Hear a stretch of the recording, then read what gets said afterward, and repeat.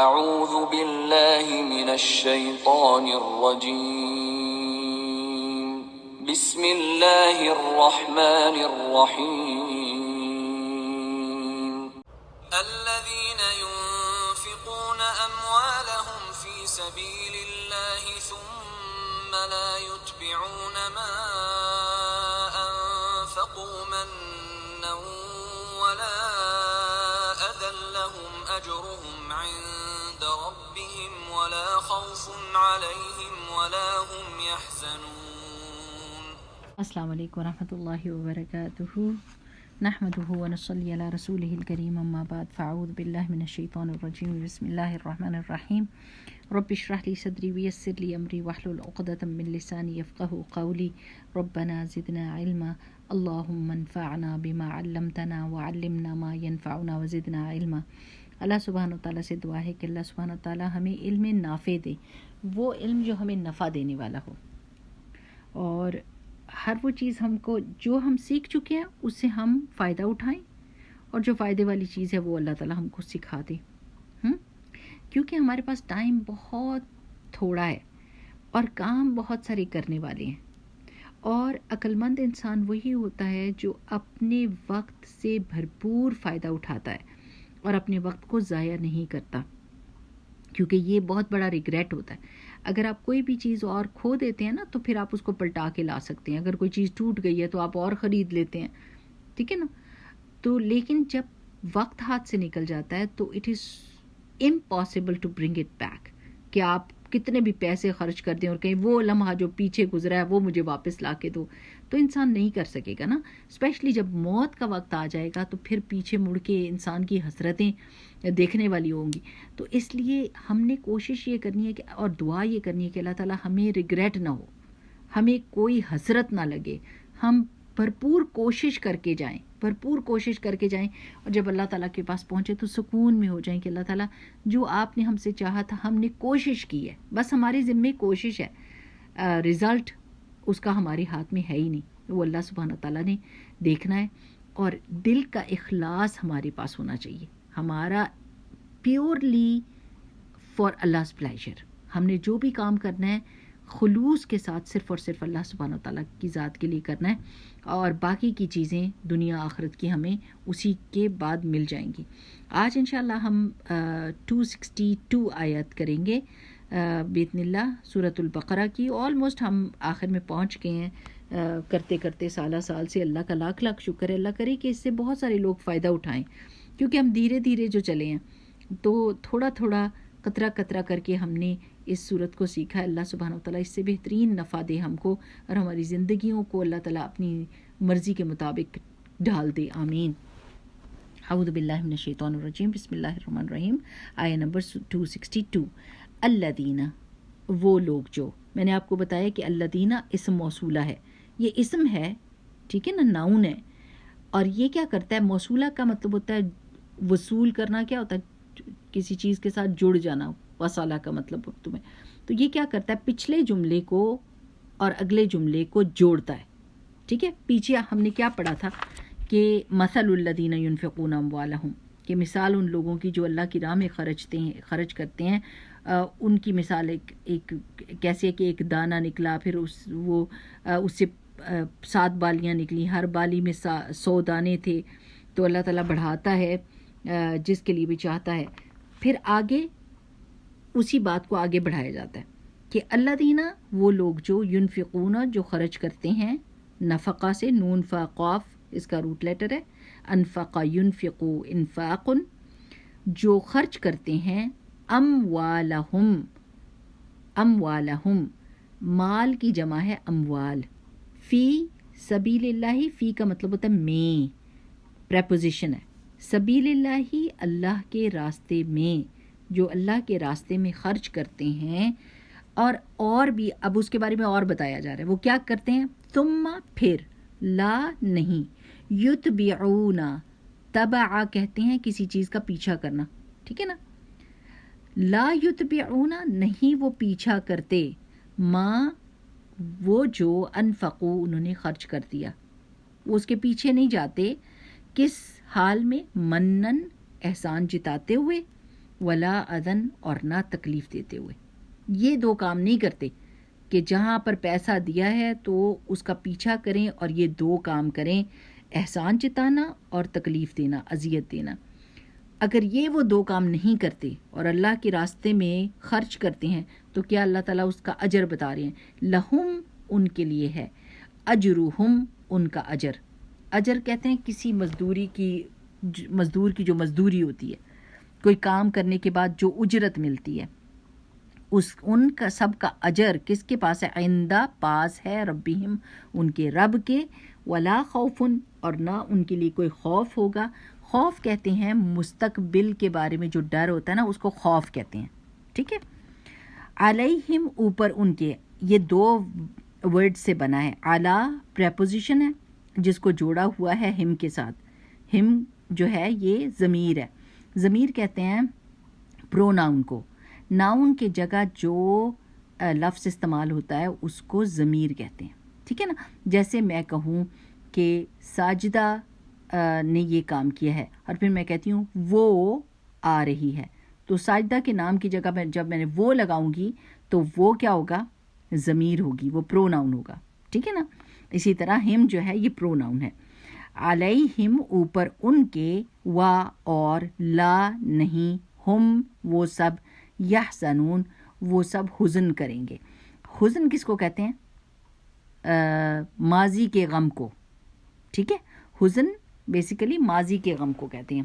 جو چیز کوئی کھو چکی ہے اس کا جو دکھ لگتا ہے نا، وہ اس کو حزن کہتے ہیں. اب اللہ سبحانہ و تعالیٰ اس میں کیا کنفرمیشن دے رہے ہیں؟ اجر کی کنفرمیشن دے رہے ہیں ان لوگوں کے پاس جو خرچ کرتے ہیں، جن کی نیت خالصتاً اللہ سبحانہ و تعالیٰ کے لیے ہوتی ہے. یہ میری پیاری بہنوں بہت ضروری ہے. یہ جو ہے نا فی سبیل اللہ، اللہ کے راستے میں، تو اللہ کے راستے میں خرچ کرتے ہوئے ان کی نیت خالصتاً اللہ تعالیٰ کی رضا ہوتی ہے. اس میں وہ نہ بندوں سے اجر چاہتے ہیں، نہ بندوں سے شکریہ چاہتے ہیں، نہ ان سے کوئی واپس فیور چاہتے ہیں کہ یہ ہم ان کے لیے کر رہے ہیں تو یہ بھی ہمارے لیے اب کریں. یہ مینٹیلٹی نہیں ہوتی. ایک مومن کی یہ مینٹیلٹی نہیں ہوتی. جب وہ کوئی صدقہ کر رہا ہوتا ہے، کوئی اللہ کی راستے میں اپنا مال کو لگا رہا ہوتا ہے، اپنے ہارڈ ارنڈ منی کو اللہ سبحانہ و تعالیٰ کے راستے میں لگا رہا ہوتا ہے، تو اس وقت وہ اتنا عقل مند ہوتا ہے کہ وہ اپنے سودے کو کوڑیوں کے مول نہیں بیچتا. یہ آپ کا سودا ہے جو آپ کے پاس دو طرح کی جگہ ہیں جہاں پر آپ اپنے سودے کو بیچ سکتے ہیں. یا تو لوگوں کے ہاتھ بیچ دیں، جو کیا کریں گے، ایک دفعہ میں کہیں گے واہ بھائی واہ، اس نے تو بڑا صدقہ کیا، اس نے تو بڑا مال خرچ کیا، اور بس وہ بھول جائیں گے اور آپ کا سودا ادھر ہی ختم. کوئی اس کا اجر، کوئی ثواب، کچھ نہیں، بس گیا، ڈوب گیا. اور ایک ہے ملک الملیک کے ہاتھ میں دینا. آپ نے صدقہ کیا اور آپ نے کہا اللہ سبحانہ و تعالیٰ صرف اور صرف آپ کی رضا کے لیے، آپ کے چہرے کے لیے، آپ کی خوشی کے لیے میں نے یہ کام کیا ہے. اب آپ نے ملک الملک، بادشاہوں کے بادشاہ کے ہاتھ میں وہ چیز جو بیچی ہے، اب آپ جسٹ امیجن کہ آپ کو اس کا واپس ریٹرن کیا ملے گا. ایک بادشاہ کیا دے سکتا ہے آپ کو اور ایک فقیر کیا دے سکتا ہے، سوچیں نا. تو کبھی بھی اپنی نیکیوں کو لوگوں کے ہاتھ میں مت بیچیں. یہ بہت ہی گھٹیا سودا ہوگا، بہت ہی گھاٹے کا سودا ہوگا، جس میں واپس ملنے والی چیز اس قابل نہیں ہے کہ آپ اپنی نیکیوں کو اس جگہ پر اس قیمت لگائیں اس کی. تو آپ کوئی بھی زندگی میں کام کرتے ہیں نا، یہاں پر تو اللہ کے راستے میں مال خرچنے کی بات ہو رہی ہے. آپ گھر میں کھانا پکاتے ہیں، آپ گھر کی صفائی کرتے ہیں، آپ رشتہ داروں سے میل جول رکھتے ہیں، آپ ان کو لین دین کرتے ہیں، کوئی کام بھی آپ کسی کو مسکرا کر دیکھتے ہیں، آپ کسی کو اچھا مشورہ دیتے ہیں، آپ کسی کی دلجوئی کرتے ہیں، آپ کسی کی عیادت کرتے ہیں. آپ چھوٹے سے چھوٹے اور بڑے سے بڑے کام کو اللہ سبحانہ و تعالیٰ کی نیت کے ساتھ کریں. آپ اپنی زندگی کا ایک موٹو بنا لیں، آپ اپنی زندگی کا ایک گول بنا لیں کہ میں نے ہر نیکی کرتے وقت اپنے آپ سے یہ کہنا ہے کہ یو نو واٹ، میں یہ اللہ کے لیے کر رہی ہوں. اور اللہ تعالیٰ سے بات کر کے یا اللہ میری نیت کو محفوظ رکھنا، اللہ میری نیت کو خالص اپنے لیے رکھنا. اللہم اجعل عملی کلہ صالحا ولوجہک خالصا. اللہ میری ہر عمل کو نیک بنا دے، چاہے دنیا کا کوئی کام میں کر رہی ہوں نا، اس کو بھی نیکی میں شامل کر دے اور اس کو خالصتاً اپنی وجہ کے لیے رکھ. یہ دعا پڑھنی ہے ہم نے اور یہ کرنا ہے ہم نے. ہر چیز کو اللہ کے ساتھ جوڑ دیں تو وہ برکت والی ہو جائے گی. اور اپنی نیت کو خالصتاً، کیونکہ یہ بہت کریٹیکل معاملہ ہے میری پیاری بہنوں. کسی کی پوری زندگی برباد ہو سکتی ہے نیت کی خرابی کی وجہ سے، اور کسی کا ایک چھوٹا سا عمل بھی بہت بڑا ہیوج بن سکتا ہے اس کی نیت کی خلوص کے ساتھ. تو ہم نے یہ اپنی زندگی کا ایک اصول بنانا ہے، کیونکہ ہم ایسے جیسے کوئی مشین ہوتی ہے نا، مشین کی طرح سارے کام کر رہے ہوتے ہیں اور ہمارے دل کے اندر کوئی نیت نہیں ہوتی. آپ اس کو تحفہ کیوں دے رہے ہیں؟ کیونکہ یہ ہمارے گھر آئے تھے تو یہ ہمارے لیے لے کر آئے تھے تو ہم دے رہے ہیں. آپ ان کی شادی کے اوپر کیا تحفہ دینا چاہتے ہیں؟ ہم سوچتے ہیں انہوں نے ہم کو کیا دیا تھا. اور آپ پھر بچوں کو بڑا کرتے ہیں اور آپ یہ سوچتے ہیں کہ ہم جب بوڑھے ہوں گے تو یہ ہمیں ٹیک کیئر کریں گے. سب غلط نیتیں، یہ سب نیتیں غلط ہیں. ہم نے صرف اور صرف اللہ سبحانہ وتعالیٰ کے لیے ہر کام کرنے. ہم آئے اس لیے ہوئے ہیں. وَمَا خَلَقْتُ الْجِنَّ وَالْإِنسَ إِلَّا لِيَعْبُدُونَ. اللہ تعالیٰ کہتے ہیں میں نے نہیں پیدا کیا جنوں اور انسانوں کو مگر یہ کہ وہ میری عبادت کریں. اور عبادت کیا ہوتا ہے؟ اللہ تعالیٰ کی بات ماننا، اللہ تعالیٰ کی خاطر سارے کام کرنا.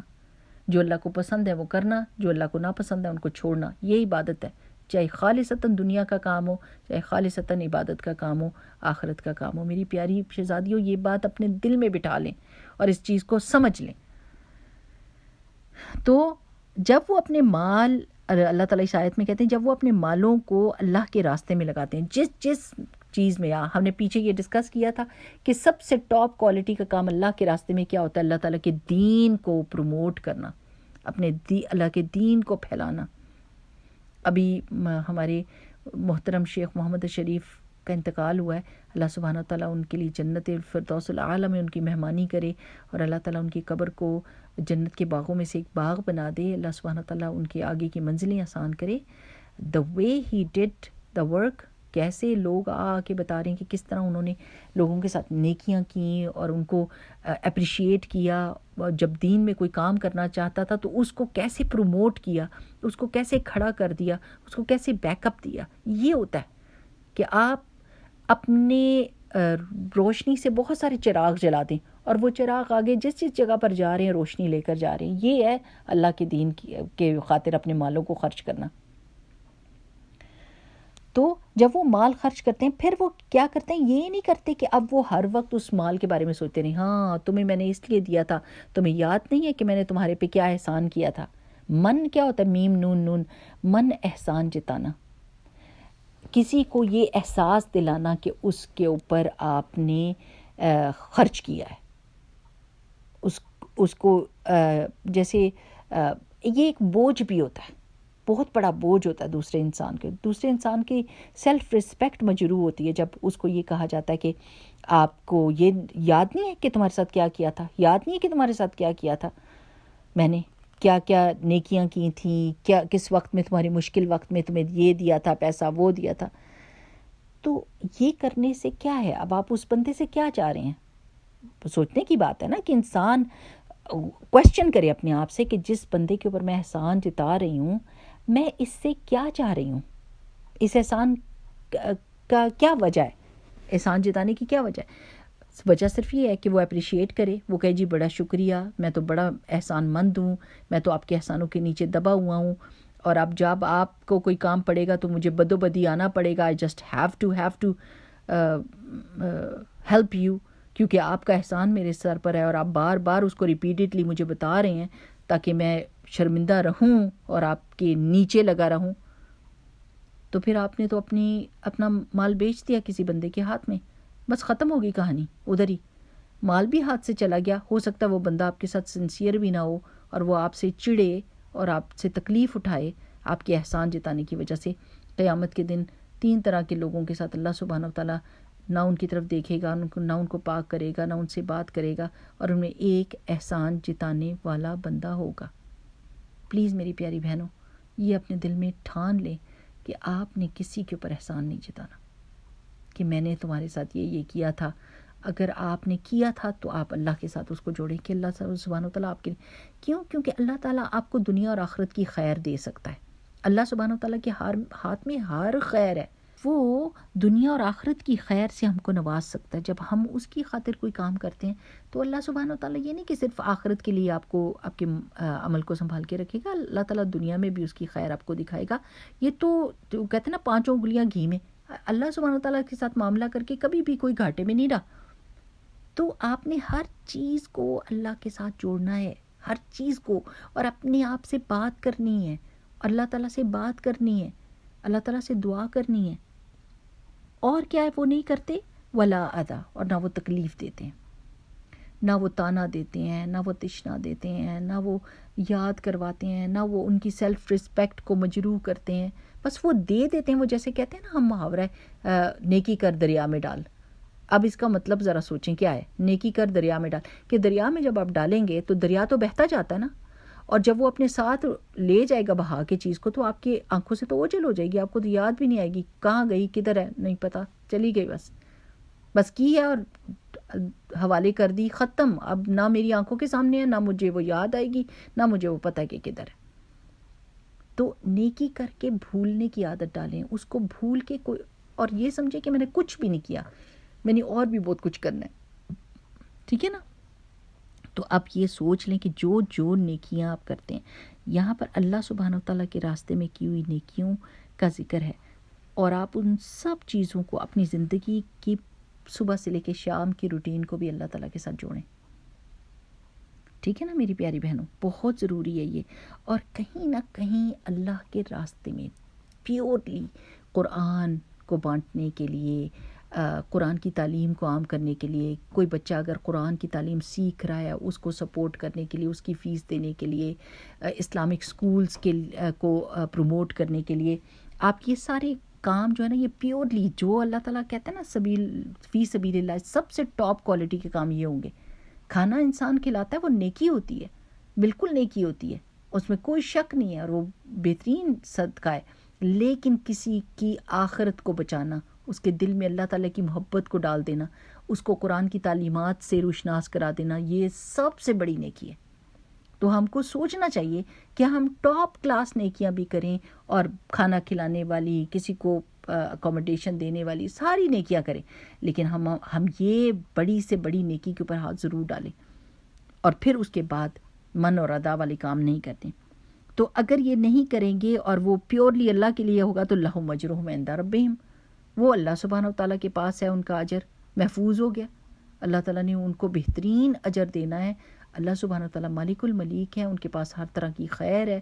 جو بھی ہم کو چاہیے وہ اللہ کے پاس ہے، جو بھی ہم کو چاہیے دنیا اور آخرت میں جو چیز وہ اللہ کے پاس ہے. اور اللہ تعالیٰ کیا کرے گا؟ ولا خوف علیہم، ان لوگوں کو مستقبل کے خوف سے اور ماضی کے ریگریٹ سے محفوظ کر لے گا. قیامت کا دن بھی ان کے لیے بے چینی کا دن نہیں ہوگا، ڈر اور خوف کا دن نہیں ہوگا. اللہ سبحانہ و تعالیٰ ان کو اطمینان نصیب کرے گا. دیکھیں جب مومن مرتا بھی ہے نا میری پیاری بہنوں، تو رسول اللہ صلی اللہ علیہ وسلم کی احادیث سے پتہ چلتا ہے کہ فرشتے کیسے آ جاتے ہیں. اس کی موت کے وقت ہی فرشتوں کو دیکھ کر اس کو پتہ چل جاتا ہے کہ ایک ہنٹ مل جاتی ہے کہ اس کا آگے کا سفر کیسا ہوگا. یعنی مومن دیکھتا ہے کہ جنت کے کفن لے کر وہ آئے ہیں، اور جنت کے کفن میں اس کی روح کو لپیٹا جائے گا. پھر وہ جب قبر میں جاتا ہے تو اس کی قبر کو کشادہ کر دیا جاتا ہے، اس کو جنت کی کھڑکی کھول کے اس کو اس کا گھر دکھا دیا جاتا ہے، اور اس کو کہہ دیا جاتا ہے کہ تم ایسے سو جاؤ کہ جیسے ایک دلہن سوتی ہے اور اس کو آ کے اس کا دولہا ہی اٹھاتا ہے. یعنی اطمینان سے سو، بے فکر ہو کے سو، تم صحیح ٹھکانے پہ پہنچ گئی ہو.